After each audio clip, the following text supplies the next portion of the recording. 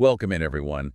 Today we're taking a deep dive into a subject that I think is really, really important, the emotional world of Black women. It's such a crucial conversation to be having. And to guide us, we're going to be looking at this recent blog post that came out called Unpacking the Emotional Burden of Black Women. It's full of insights. It really is. And I think it's going to be a really insightful journey to unpack all this together. Yeah, absolutely. And the source, it looks at it from all angles, historical context, societal expectations to, the mental health challenges and that incredible resilience that Black women have.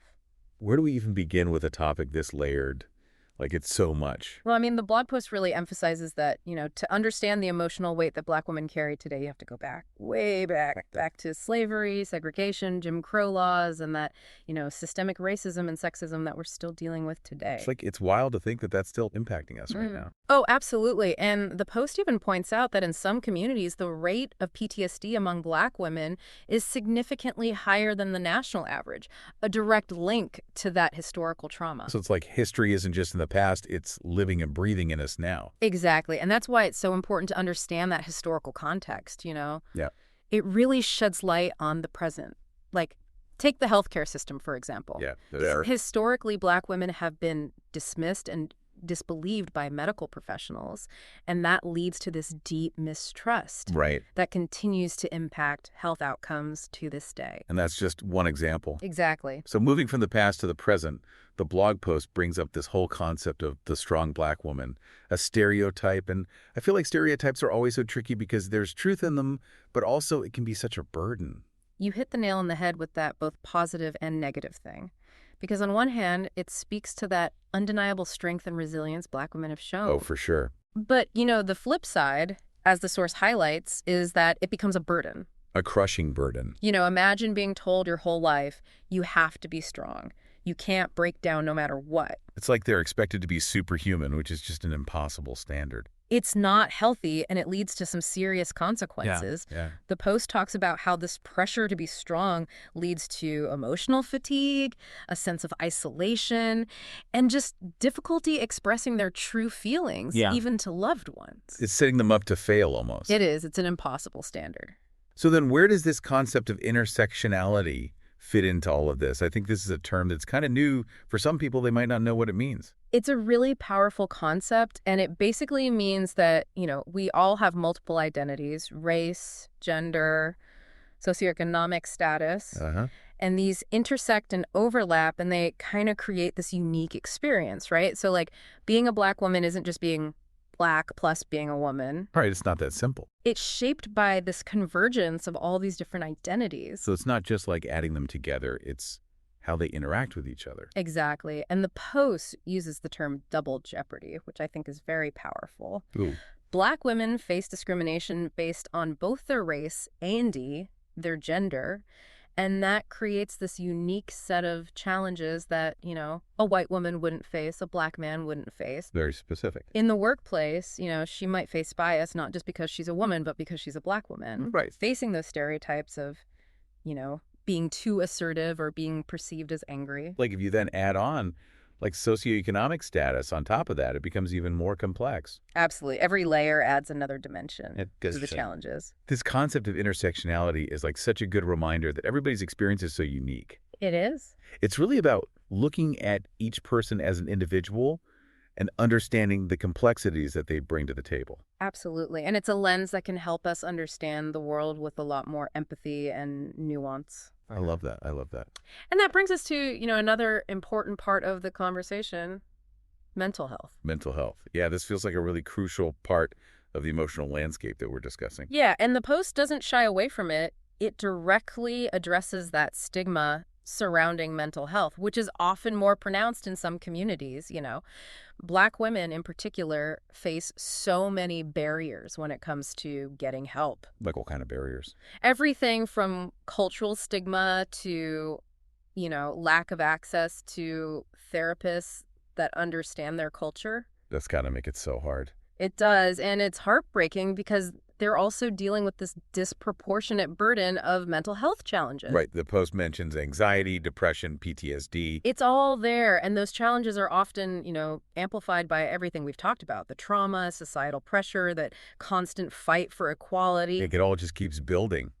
It's a lot. It is. So what can be done? What are some ways to break down these barriers? Well, the post highlights, normalizing the conversation about mental health, Yeah. advocating for, better access to affordable and culturally sensitive care, Right. and promoting those culturally relevant coping mechanisms, because there are a lot of great ones out there. It's about creating those spaces where Black women can feel safe to say what they're going through without judgment and get that support. Absolutely. That makes so much sense. And speaking of support, one thing that really struck me from the blog post was how much emphasis it put on the importance of community and those cultural practices in healing and resilience.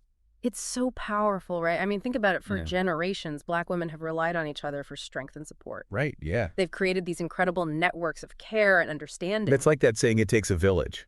Exactly. And for Black women, that sense of community and shared understanding is just so powerful. It is. And it's those chosen family networks, that strength that comes from knowing you're not alone. It's beautiful. It is. It really is. It's really cool. And these networks offer more than just help, Right. They offer that sense of belonging, a place to process everything, the good and the bad, Oh. to really draw strength from each other's stories. Yeah, to not feel so alone in it. Exactly. And it really combats that isolation that comes with that strong Black woman stereotype. Absolutely, absolutely. And then there's that power of cultural practices, which I thought was so interesting. And the source talks about things like storytelling, music, art as being these outlets for expression and healing. And it makes sense, right?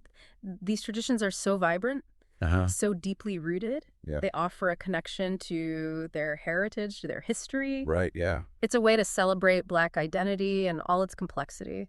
It's almost like tapping into something bigger than yourself, Yeah. Finding resilience in the traditions that have been passed down. Exactly. That really resonated with me. Me too, me too. And then we can't forget about therapy. Oh, yeah, therapy. Which the blog post is a big advocate for, Right. We've made progress in getting rid of that stigma around mental health, but it's an ongoing process, especially for communities that have faced so many barriers to care, Yeah. Historically. Right. I was struck by how the post talked about therapy not as weakness, but as a tool for healing and growth. Absolutely. Like you're giving yourself permission Yeah. to care about your mental well-being. And to seek guidance on that journey. Yeah, that's important. It is. And that's a message we need to amplify, especially for Black women who've been told to suppress their emotions or handle everything on their own. Right. Therapy can provide that safe space to process the trauma, develop coping skills, and really build that resilience. What's really encouraging is that all these different coping mechanisms, community support, cultural practices, therapy, they don't have to be separate. They can all work together. That's such a key point. It's about finding what works for you, Right. what resonates with your needs. And sometimes that means drawing on all of these different sources of support, There's no one right way to do it. Absolutely. Absolutely. And I feel like we also can't forget about just simple self-care, Yes. which the blog post talks about as being essential to the process. It is. And it might seem small, but in a world that demands so much from Black women, Yeah. taking time for themselves can really be radical. It really can. It's about setting those boundaries, prioritizing rest, doing things that bring you joy and help you recharge. Yeah. And think about it. In a society that tells Black women they need to be strong for everybody else, Right. just saying no can be powerful. Taking a break. Taking a break. It is. That's self-preservation. It's recognizing that self-care isn't selfish. It's not. It's essential. It's essential. If you don't fill up your own cup, you can't pour into anybody else's. Absolutely. And I love the idea that these acts of self-care, they have this ripple effect. When you prioritize your well-being, you're modeling that for others, especially the younger generation. That's so true. It's creating this culture of well-being Exactly. where taking care of ourselves is seen as strength, not weakness. And that's what we need Yes. more of. It's about challenging those expectations that lead to burnout and exhaustion. It is. And I feel like we are seeing that shift start to happen a little bit. Yeah. Black women are really leading the charge in redefining what it means to prioritize their well-being and embrace vulnerability. And showing us all what it means to build these communities of support and healing. There's so much power in that collective resilience. I love that it's a reminder that even in the face of all this adversity, there's always hope and resilience and transformation. It's inspiring. It's super inspiring. And it takes us back to that idea of allyship that we touched on earlier. Yeah. We can't just sit back and admire this. We have to be active participants in making a world that supports it. Absolutely. We can't be bystanders. Allyship isn't a spectator sport. We got to roll up our sleeves and get to work and use whatever privilege we have to dismantle the systems of inequality. And that work starts with education. Like the blog post really emphasizes education. Yeah. We need Yep. to understand the issues that shape Black women's lives, past and present. Mm-hmm. And it's not enough to just be aware. We have to actively engage with that information, Right. challenge our biases, And and truly listen to Black women's experiences. it's about recognizing that we don't have all the answers and being open to learning from those who have lived these experiences. Exactly. That's humility. It is. And once we've done that internal work, we got to translate that into outward action, right? Absolutely. What does that look like? What are tangible things we can do to make a difference? It can be as simple as speaking up when you hear a racist joke, or as complex as, advocating for policy changes at work. Wow, yeah. It's about using your voice to amplify Black women's voices, challenging discrimination wherever you see it, Mm-hmm. and creating those spaces where they feel safe, seen, and valued. It's creating those spaces of belonging. Yes, exactly. And it's not about like the grand gestures. It's about those everyday actions that make someone feel seen. It's the little things. It's the little things. It's that consistency. Absolutely. And remembering that it's a journey. Right, yeah. We're all going to stumble, but it's about getting back up and learning from those mistakes and recommitting to the work. Because the goal isn't perfection. It's progress. It is. And we are seeing some progress happen. Yes, we are. Like in the movements for social justice, in the conversations around mental health, in the incredible stories of Black women who are really changing the world. Absolutely. There's a shift happening, a collective awakening. That's awesome. It is, and it's leading to a more just and equitable world. And that gives me so much hope. Me too. It's a reminder that every single one of us has a role to play in this. Yes, we do. By working together and, embracing empathy and understanding, we can really make a difference. We can. We can create a future where all Black women are truly free to thrive. That's the dream. That's the dream. But until that day comes, we have a responsibility to use our privilege and our resources to dismantle the systems that hold them back. And create those spaces where they can thrive. Yes. Not just survive. This deep dive has been really, really eye-opening for me. It has for me too. It's a reminder of the weight that Black women carry, but also their strength, their resilience, and the power of community. And it's been a call to action. It has. To do better and to create a world that truly supports them. So as we wrap up this first part, I want to leave our listeners with this thought. Change starts with us. It does. In our families, workplaces, our communities, Everywhere. we have the power to create change. We do. So let's choose empathy over apathy, action over inaction, and recognize that, the liberation of Black women is intertwined with all of us. It is. So let's continue to learn and grow and challenge ourselves and each other to show up and keep pushing for a better world. Absolutely. A world where Black women are not just surviving, but thriving. Yes. Where their voices are heard and their dreams are realized. It's a beautiful dream. It is. That's a future worth fighting for. Absolutely. Thank you for joining us for part 1 of this deep dive.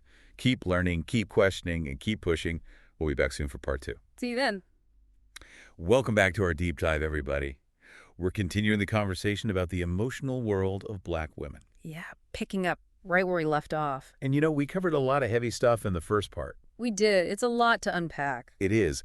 But I think what's so powerful about this blog post, Unpacking the Emotional Burden of Black Women, is that it doesn't just focus on the negative, the burdens. No, not at all. It also, really highlights the incredible resilience that Black women have and how they not just survive, but truly thrive. Yeah, they really do. And that's what makes this conversation so compelling. Yeah. It's about strength. It's about strategy. It's about how they navigate a world that doesn't always make it easy. Right. And the blog post actually lists all these coping mechanisms, things like, community support, cultural practices, therapy, mindfulness, even just prioritizing self-care, which, let's be honest, in today's world can feel revolutionary. It can. It really can, because we're always on the go. Always on, always doing, yeah. And each of those coping mechanisms plays such a vital role.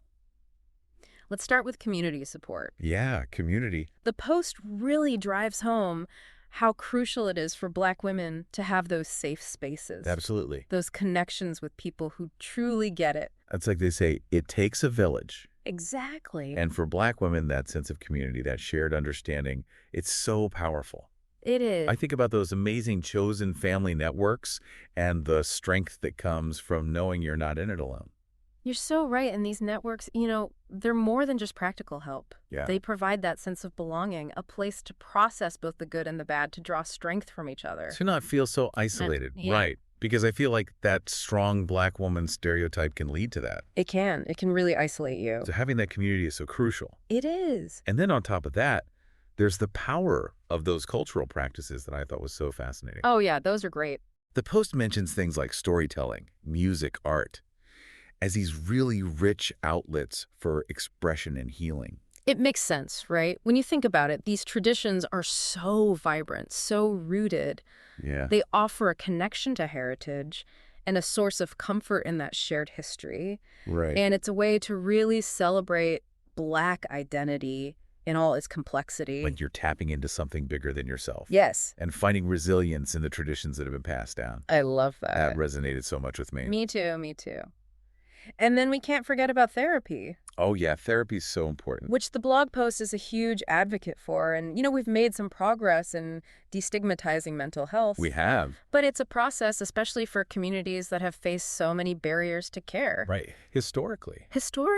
Yeah. And I thought it was interesting how the post talked about therapy not as weakness, but as a tool for growth and healing. It is. It's about giving yourself permission to prioritize your mental well-being and seek guidance on that journey. Which we all need sometimes. Absolutely. And I think that's a message we really need to keep amplifying, especially for Black women who might have been told to suppress their emotions. Right. Or to just handle it all on their own. Like, you've got this, you can do it. Exactly. But sometimes you need a little help. You do, and therapy can provide that safe space to process the trauma and build those coping skills and resilience.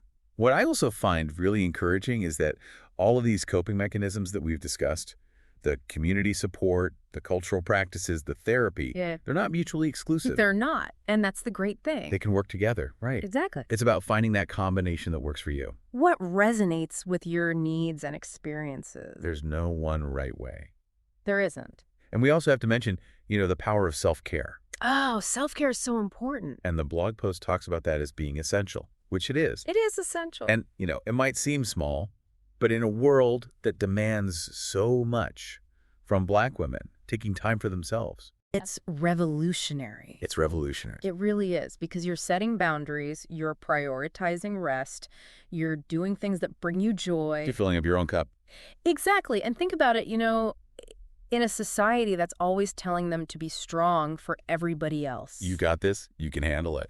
Just saying no is powerful. So powerful. It's a form of self-preservation. It's recognizing that self-care isn't selfish. No, it's not. It's essential. It is. And what I love about these acts of self-care is that they have this ripple effect, Do. When you prioritize your well-being, you're modeling that behavior for others, especially the younger generation. Especially the youngers. And you're creating this culture of well-being where taking care of yourself is seen as strength, not weakness. That's the message we need to send. Yes. It's about challenging those expectations that lead to burnout and exhaustion. Absolutely.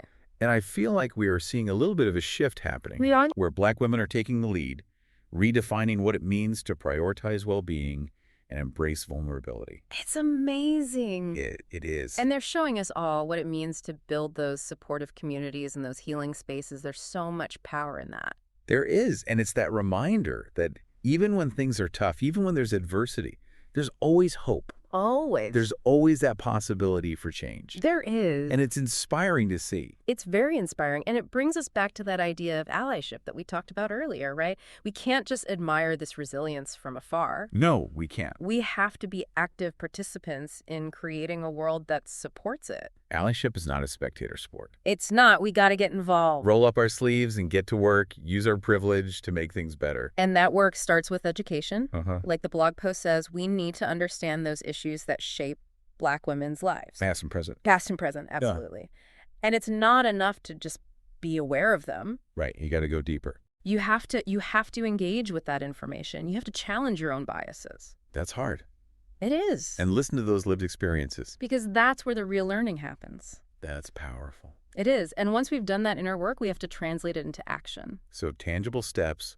What can allies do to make a real difference? It could be anything, right? It could be speaking up when you hear a racist joke. Right. It could be advocating for policy changes at work. Yeah. It's using your voice to amplify theirs. It's challenging discrimination.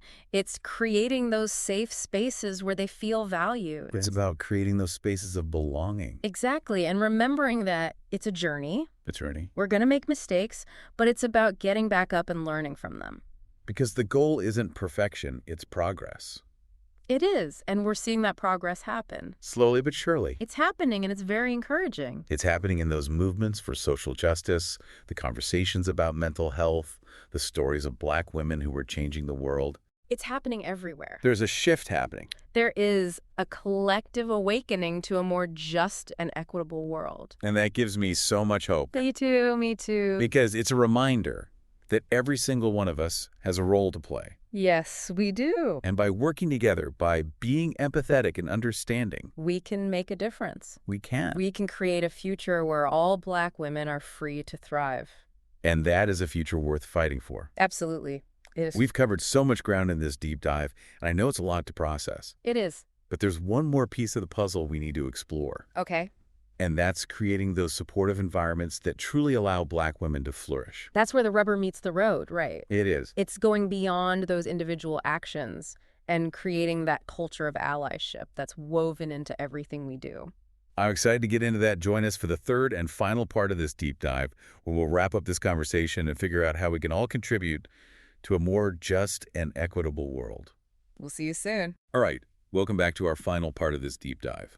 It's been quite a journey exploring the emotional world of Black women. It really has. We've covered so much ground, from those historical roots, those coping mechanisms, to what real allyship looks like. And now in this final part, we're going to really zero in on how to create supportive spaces where Black women can truly thrive.